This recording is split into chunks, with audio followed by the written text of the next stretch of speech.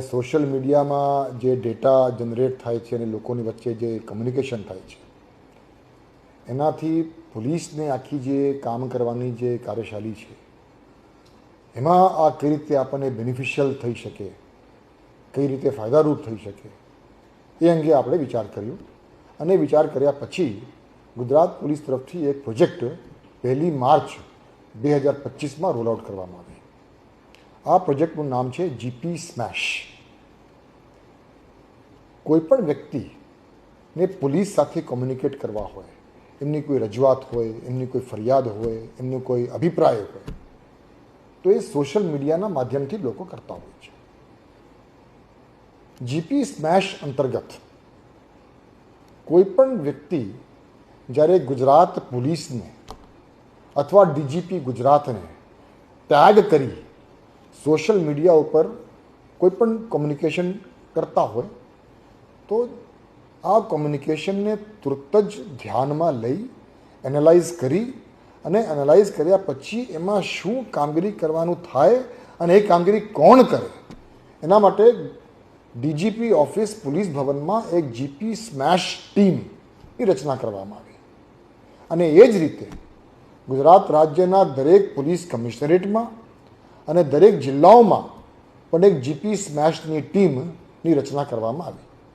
હવે દાખલા તરીકે કોઈ પણ વ્યક્તિ ડીજીપી ગુજરાતને અથવા ગુજરાત પોલીસના હેન્ડલ ઉપર કોઈ સોશિયલ મીડિયાના માધ્યમથી આપણને કોઈ માહિતી આપે અથવા કોઈ રજૂઆત કરે, કોઈ ફરિયાદ કરે અને એ ફરિયાદ દાખલા તરીકે સુરેન્દ્રનગર જિલ્લાનું હોય તો તુરત જ આપણી સોશિયલ મીડિયા હેન્ડલથી એસપી સુરેન્દ્રનગરને આપણે ટેગ કરી નાખીએ છીએ.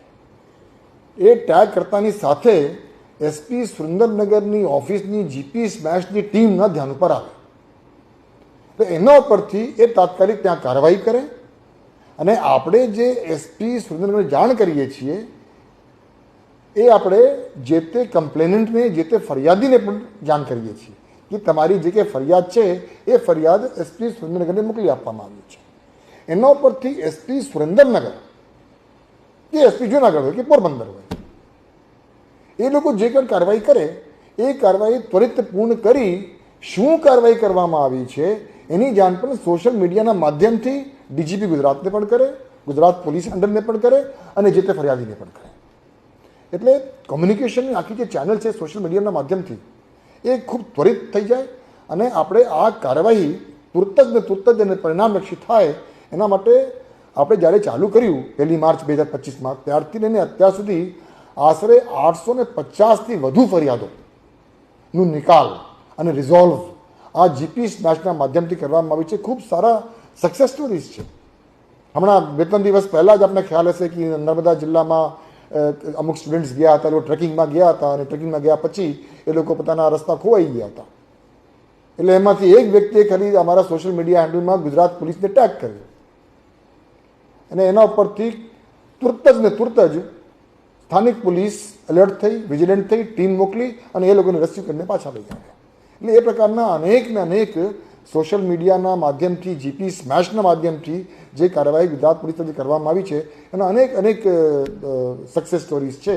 અને સોશિયલ મીડિયાના માધ્યમથી આ જે આખું જે કોમ્યુનિકેશન છે એ કોમ્યુનિકેશન ગુજરાત પોલીસ પોતાના બેનિફિટ માટે અને લોકોના બેનિફિટ માટે ઉપયોગ કરવાનું એક જીપી સ્મેશ પ્રોજેક્ટ અમલમાં મૂકવામાં આવ્યો છે.